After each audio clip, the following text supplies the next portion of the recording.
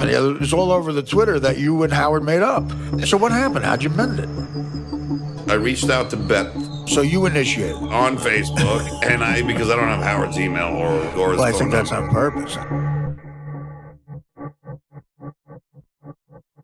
So I emailed, and then I said, hey, Beth, could you just, send this to Howard? And I wrote, Howard, I know we said some horrible things about each other in the past. I just wanted to say that if I hurt you, I apologize. I've always considered you a friend. That's right. Best, John. Then he wrote back and said, thank you so much for saying that. That's great. Are you sure it was even him? Yeah, because he wrote Howard. Okay, let's take a vote. Does anyone think Howard wrote that? I actually think he did. I thought it was Beth. Because Beth's very sweet. She's trying to mend the fence. No, I think it was Howard. Well, okay, so can you call him now and hang out? No, I don't think it's that mended, but I think at least, I reached out. I extended the olive branch. As you Right, know. okay. You know what, Artie, both you and I, we've had, tumultuous pasts with Howard, and I think What that... kind of pass? Tumultuous pasts. Why would you say tumultuous? Why don't you avoid that word? I don't think he's, reciprocated in any way, really.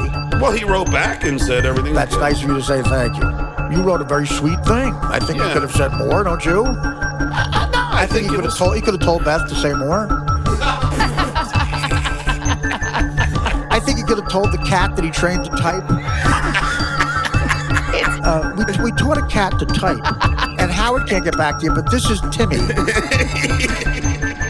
Now, how's your relationship with Leno? Very well. That's great. He's a very nice guy. He's a great guy. He is a good guy. Is he as nice a guy as Larry the Cable Guy? They're both very nice. Who's funnier? Who the fuck am I to judge another? Well, you said Larry the Cable Guy's very funny. He's very funny. And Jay Leno's obviously very funny. Very funny. In your opinion, who's funnier? I don't judge that. Okay. So it's a tie. Put you down for a tie? When you sit and judge... What do you want? you're going to sit... you're going to sit and judge who's funnier to you? I don't know. You judge people all the time. So who's funnier for you? Jay Leno? I think Jay Leno. Jay Leno at his height, destroyed. I think Jay Leno's funnier. Yeah. Okay. When he was a real working club comic. Right. I don't know if he's still doing it now. I don't think that's what you do, is fucking sit and judge other comics. What do you think is funnier, Jay Leno or the guy whose last name is the Cable Guy? Why do I come on this show? It's always Artie trashing me. It's crazy. I'm trashing Larry the Cable Guy, not you. So now, what else besides the podcast? You still writing the book after you made up with Howard? Because there were questionable things in the book. Yeah. Are you writing the book? Yes, I am. But the book has shit about Howard in it. Not necessarily so bad that he should be mad about it. Well, that's the whole point of the book, right? Is that there are jokes about No, Howard. it's about a fucking stutterer becoming the announcer on the Tonight Show. It's a motivational book. I'm telling you, that is impressive. I always told you that. Yeah, and it's a comedy romp through my life, and I have plenty of Comedy stories. romp. Who wrote it? Mel Brooks? It's like when you tried to kill yourself and fucking failed and fucking drank bleach. What is that about? Yeah, okay. Yeah, that was warranted. Yeah, it was. I made fun of your joke, and you made fun of me trying to kill me. Yeah, well, what the fuck? You seem to be okay with just trashing people on a regular basis.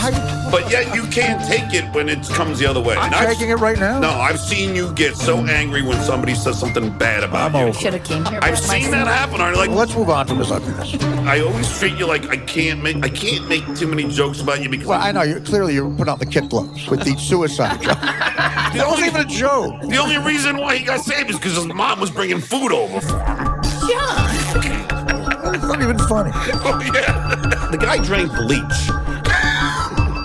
You talking about did Larry the Cable Guy drink bleach? I'm about. No, you did. Do you have any of that bleach left over? Because I would like some.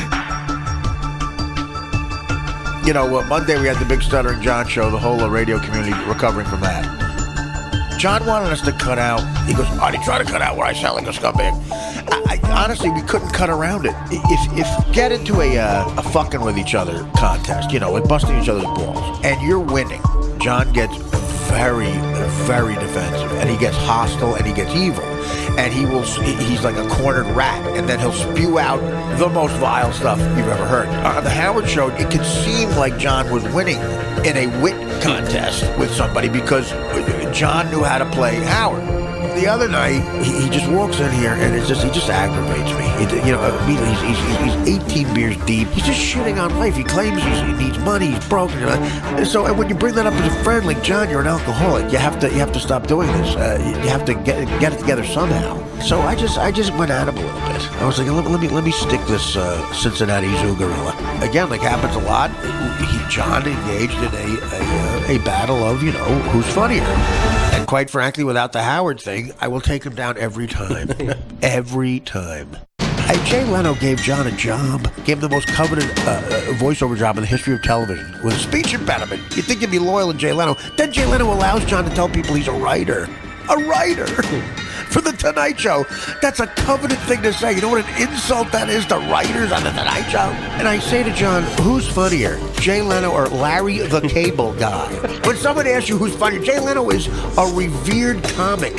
Forget The Tonight Show. Jay Leno was a fucking rock star comedian before The Tonight Show. Leno was known as like the assassin because he would just level hecklers. Level them. The guy who had the job as the announcer on The Tonight Show, in his audition tape, said, listen, announce a couple of celebrities as a promo tape. In one of the tapes, John said, Nicolas Cage. I'm not kidding. John said, Nicolas Cage. The word was in his audition tape for The Tonight Show. Pamela Anderson. Instead of an A, put ER at the end.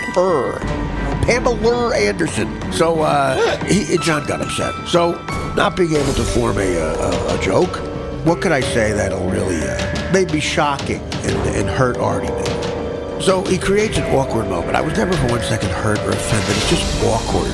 What do you say? So he goes, Artie, why'd you stab yourself 9 times? Why'd you drink bleach? Hey, because your father fell? So it's like there's a pause because what do you say? What is there to say? So you keep plowing for. I took a break and then we went back to abusing him. After the show, John, of course, because he orders people around. That's what he does. Under the guise that he's upset that, I might be hurt by it, which I'm not. John goes, just for Artie's sake, cut that out. When really he's worried that he's going to look like a complete dick. So basically what he's saying is, don't air the appearance. So I'm trying to explain. A lot of people are asking me on Twitter, why would John, I thought you were friends. Why would John say that? We were never friends. My point is, guys, it defies odds. We were never friends. We're not friends. John wants to come here because he wants more followers on Twitter. I get a call from John and he goes, this is the calls I get from John. Artie, could you call Twitter and tell them to